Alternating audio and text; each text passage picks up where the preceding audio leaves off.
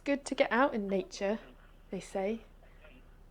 The doctor, the counsellor, therapist, nurse, the life coach, the civic head, spiritualist, priest, the rambler, cyclist, trail runner, mountaineer, the poet, the painter, musician and bard, the sensible people, the tourist industry, your gran.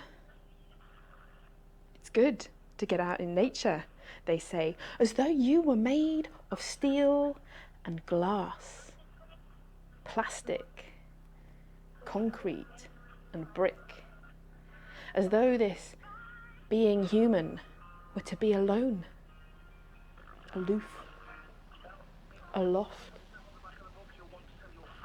It's good to get over yourself, I say. Run your fingers through your hair as if it were a verdant thicket, for you too grow like the green things grow.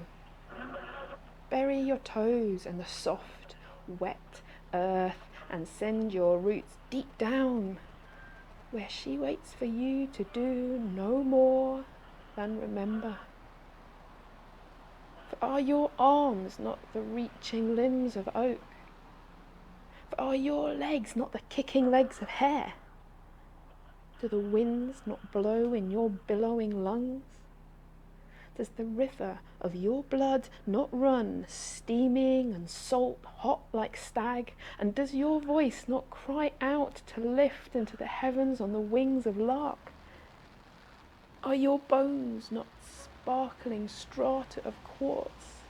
And does the cave of your ribs not hold a glittering geo that beats to the drum of the world that turns to receive the warm love of the sun like a flower turns its whole being in adoration?